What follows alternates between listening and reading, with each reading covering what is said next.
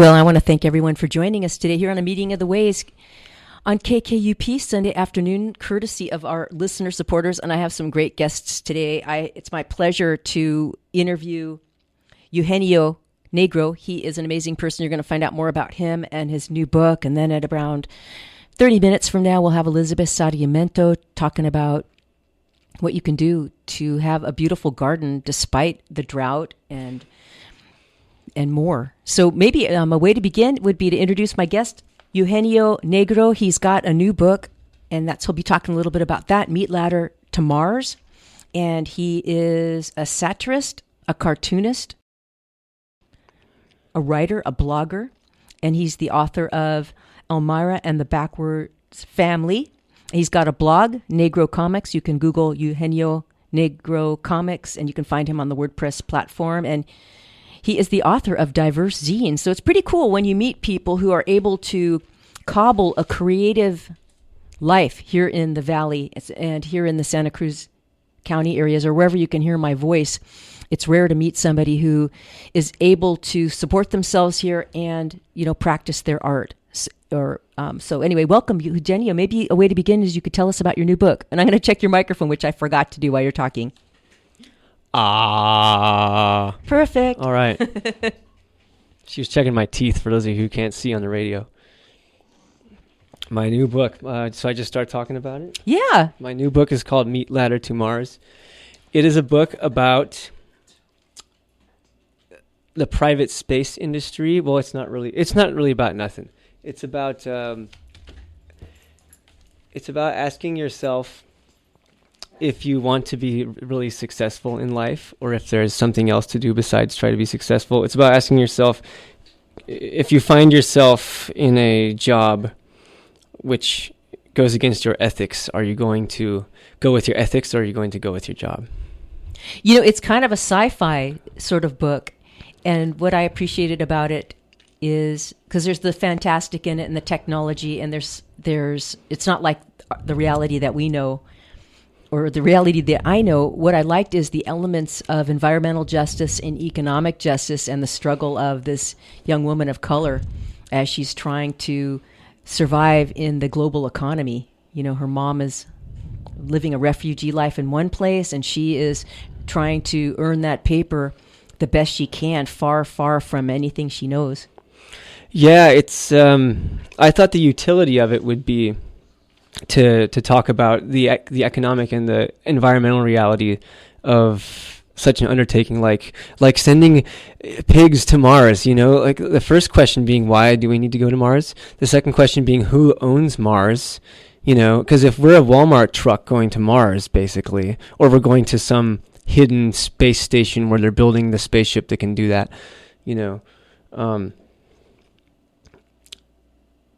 it's important that we understand that all this is happening at the expense of our only source of resources, which is the planet Earth. And so I really liked the main character, Osime. In fact, the book was 3 different stories, and the more I got to know her, the story kept changing. The first draft of the book, which sat in my computer for like 3 years and didn't do anything, it was just like 2 paragraphs. First draft of the story, I should say.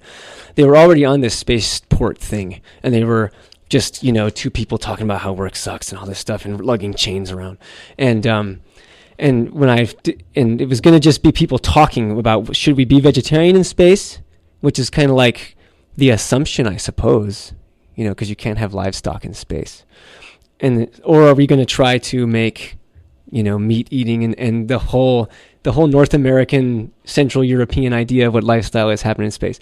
And so then I thought, well, why the hell am I talking about this? Excuse me, why the heck am I talking about this on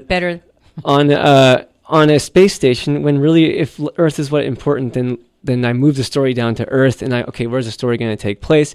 And I found out that I was looking at places on the equator, right? And because that's the easiest place to blast off a spaceship, evidently, is on the equator. Oh, okay. Yeah, I don't really know why. I'm not the author of The Martian, who has all the science really, really well. I just got enough of it where it would be. It's credible. Yeah, it would be realistic. So, I found out that where it takes place, Lagos, Nigeria. I picked that because that is the world's, depending on the day of the week, the world's largest landfill. And the reason it's that big is because all of the e-waste from places like Silicon Valley, right? Yeah. There's actually this industry for selling waste to each other, and all of this computer trash ends up in basically 3 landfills. One's in India, one's in China, I believe, although saying China and India is crazy because they're big places, and the other is Lagos, Nigeria. So then I've never written about a place where I had not lived, and so it was very difficult because I had to sort of get to know Lagos, Nigeria. Fortunately, the internet makes that pretty easy, and so it became very apparent that I'm going to have to do the environmental side of it for the story, because you could not ignore working in this place. The what's the word in English? The sacking, of everything in order to make the West's ideas like space travel happen.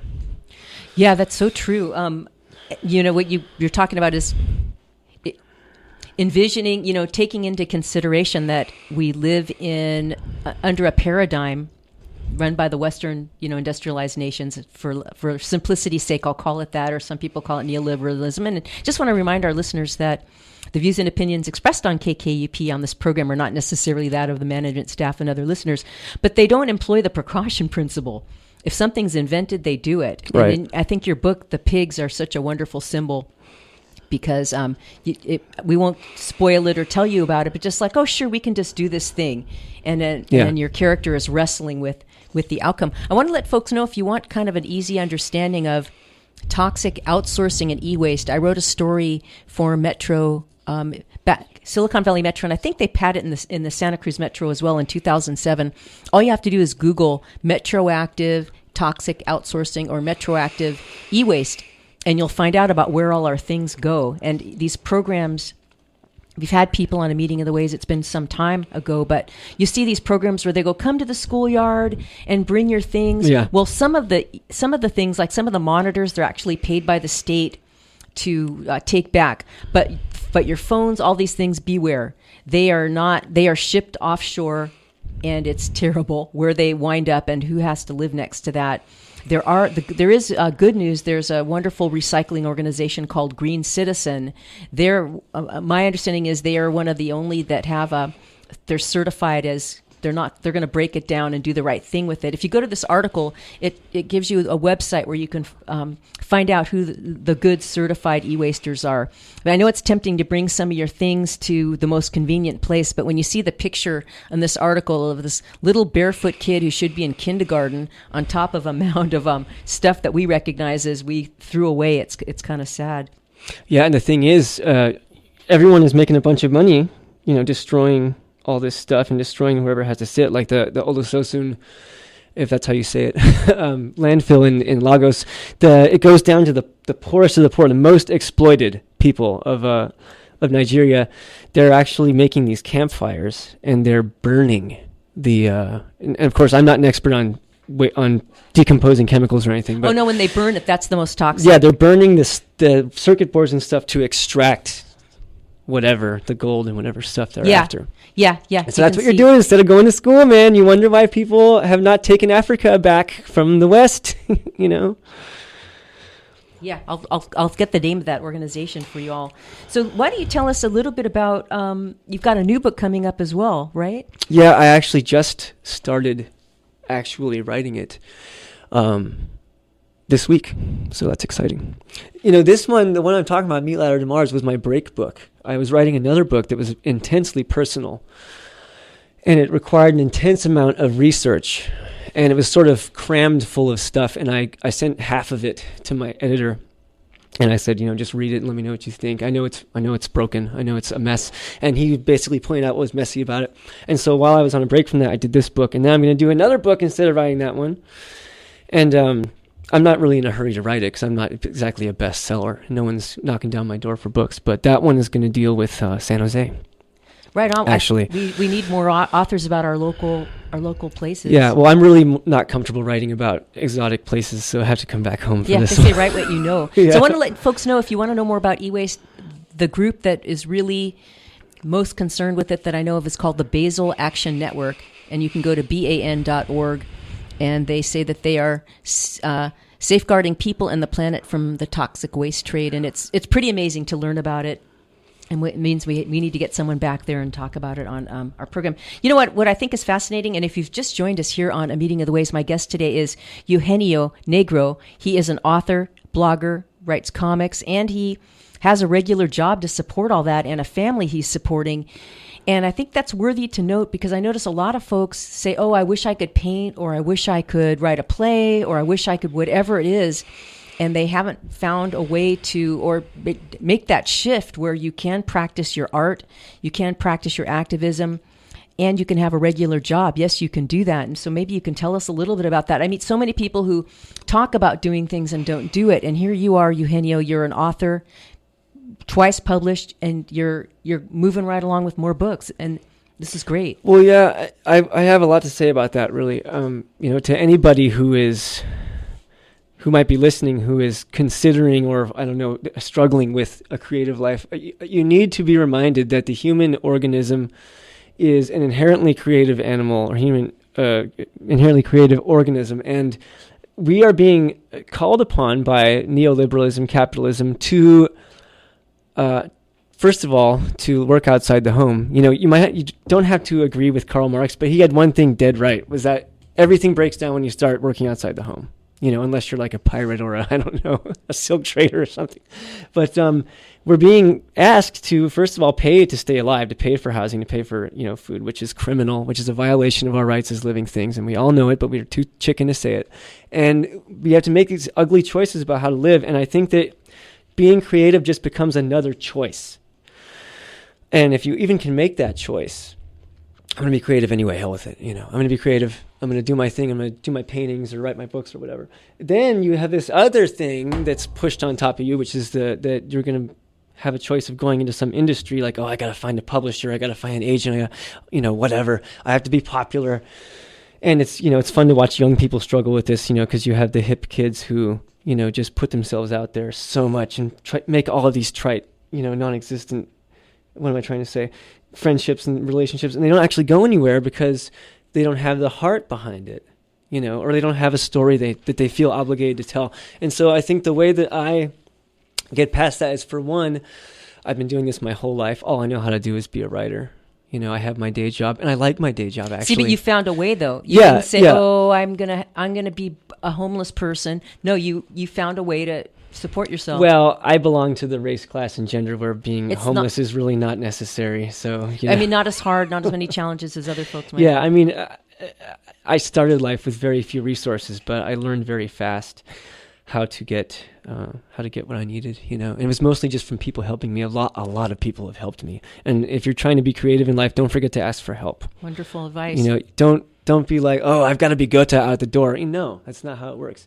You suck every morning. And you work and you write for 2 hours or whatever it is you do, and then you're a master after you finish, and then you go back to sucking the next morning. It's a process. And I think if once you can get that part down and you enjoy it for yourself, and then the whole confidence thing about showing it to people sort of stops being so much of an issue. I was not confident for a long time. And I couldn't get my stuff out there. But the biggest reason for that was I didn't have much to say, but now I have so much to say. It's like, it's not just for me. It's like my creative life is happy, and now I've got to speak for who I feel like I need to speak for, and this new thing I'm building that works for me. I think it's almost better not to show your work, because I think at least in my view, and thank you for letting me say this, most of us by the third grade, our creativity has been knocked out of us. We've been taught by teachers, oh, a tree should look like this, or maybe there's one or two people in the class. They'll go, oh, so-and-so can draw, or you can't. And we're really self-conscious about it. And so I think people have this wound. So I noticed when I first started producing programs on KKUP, people would just say really rude things like, do you get paid for that? Yeah. There you go. That's that ugly choice that they have made for themselves. And I think it's because they're wounded. They're not doing anything creative. Or right. I draw, or I write for Metro. I've written for some really worthy publications. And I don't, I love drawing. I do draw. Now I don't care what people think. In fact, I keep these drawing books. I call them my I don't care drawings. But when people see that, especially a young person, you're really vulnerable, and people they I don't know what their intention is, but it's almost like rote. They're just going to say, very few people are going to go, gosh, that's so great you're doing that. I support you. They're going to say rude things, and it's discouraging. Yeah. There's a really good book that's helpful, listeners, if you'd like to be more creative, and it's called The Artist's Way. And I think it's like a 6-week course in the book, and it's been out for a while. You can find it at any one of our used bookstores like Recycle here in the South Bay area. I'm sure you can find it at Bookstore Santa Cruz and all of these places. And in fact, we had Julia Cameron was a guest on KKUP way on back several years ago. She had a new book and talked about it. But go through that book, because one of the chapters was all the negative self-talk around your creativity. That sounds good. Because you have to just break through that. And I was lucky. I found a teacher she had a kind of a painting class where you would just go and there'd be a blank piece of paper on the wall and all these colored paints, and you would just paint. Kind of like Zen Buddhist meditation, just sitting. So you had to work through all that negative self-talk, and see that. And then you get it. Even still, I tell myself when I'm writing, I write for Content Magazine and some different websites, but there'll be a point in the story where I'll say, where's the voice? Oh, you don't have anything. This is going to be terrible. You don't have enough stuff to write. This is going to be terrible. And then okay, I know I'll be successful because I'm hearing that voice again telling me it's not going to happen. Yeah. Well, yeah, maybe that's a switch going off. It's engaging your process. Well, I take Ariel Dorfman, what he taught, really, really seriously. Ariel Dorfman is a writer from Chile. He's probably, people would know him from Death and the Maiden, which was a movie by Roman Polanski. Anyway, but he's written books about how to get Pinochet arrested, and we still haven't used it to arrest Bush, which is too bad. He's written all these books, but his thing is you got to speak for those who can't, Mm-hmm. And he's got all these books where he's trying to deal with the people who were disappeared during Pinochet's time in Chile. And so that kind of woke me up when I started reading that. I said, yeah, I have my half of the story, and kind of everything I've written since kind of goes in with this duality, this 2-step process, which is there's my part of it, which is very personal. And then there's the deciding whose voice is going to be heard instead of mine, because no one wants to hear my voice. And I'm not even that into my voice, So I chose, so Sime, who's a migrant person from Meat Ladder to Mars. Okay, let's take something very universal and let's have her do it, because no one's listening to people like her. Right. Yeah. And for my next book, it's going to be a foster kid. Oh my gosh. Who is who's from immigrant parents, because no one's listening to them. So you get to know people, and you get confident telling their story in a way that's respectful, not cyclopedic or pretentious, but and like Dorfman said, you tell people's story who aren't being listened to, and that's, I think, the responsibility of an artist who's being listened to.